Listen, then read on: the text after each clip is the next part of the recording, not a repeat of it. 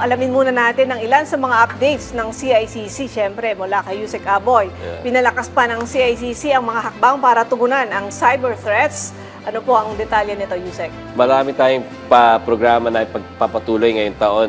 Isa na dito yung pagpapalakas at pagpapaigting doon sa ating Threat Monitoring Center. Dito, pag natapos na natin yung bagong Threat Monitoring Center natin at makalipat tayo doon, isasama na natin yung iba't ibang ahensya ng mga pamahalaan para nasa isang building lang tayo, nasa isang room lang tayo, para i-monitor yung iba't ibang mga uri ng mga cyber threats natin at mga online harms, para pag nakita nila, for example, si DMW, makita nila yung mga illegal online recruitment, andyan yung mga Bankers Association of the Philippines, makita nila yung mga, at saka yung mga Online Lending Association of the Philippines, makita nila yung mga illegal na mga online lending applications, matutugunan kaagad kasi andun si PNP, si NBI, si DOJ, si CICC. So, this is yung continuation ng whole of society approach natin in order to prevent yung mga cybercrimes natin. Collective effort siya. Collective effort siya. Hindi lang talaga natin whole of government approach. We understand at nakita na rin natin sa halimbawa ng ating mahal na Pangulo at saka sa Pangulo na rin syempre. Yun yung malaking contribution talaga ni Secretary Henry Agude, yung pagdadala ng private sector at saka pagpapalakas ng private sector partnerships natin para tugunan yung iba't ibang mga uri ng problema sa ating pamahalaan sa lipunan.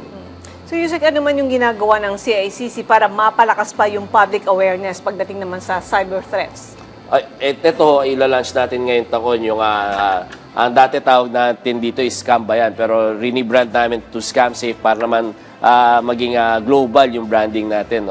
So this is a public information campaign para tugunan at sabihin sa mga kababayan natin yung ano may mga red flags, ano yung mga usual scams, at paano gagawin pag nabiktima ng mga scams na to. At syempre, meron din prevention side yan na parang we partner up with the private sector again, para pag may tumatawag sa inyo, makikita nyo na kagad, may database na yan. Makikita nyo if this is a scam, potential scam.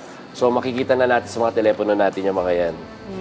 Kasi katulad yan New Year na ngayon, So dapat ang New Year's resolution, wag na tayong maniwala basta-basta sa mga nagme-message sa atin or sa mga lahat ng klase ng scam na pwedeng gawin ng kahit sino man gamit ang gadgets o mga cellphones. Tama, kasi Kweng, dapat nga hindi na tayo magpabiktima, dapat hindi man tayo mabiktima, i-report natin para we would be part of the solution na hindi na rin mabiktima yung ibang mga kababayan natin. Kaya parati natin in-encourage yung mga kababayan natin na hindi man kayo mabiktima, i-report nyo yung mga nagtangkang mabiktima sa inyo para ma-block natin yung numbers, ma-block natin yung mga websites para hindi na sila makapambiktima ng ibang mga kababayan natin. Kasi yun nga, dapat nagsisimula sa atin yan, hindi tayo maniwala. Oo. Okay, maraming salamat Yusek Aboy sa mga update na ibinahagi nyo mula sa CICC.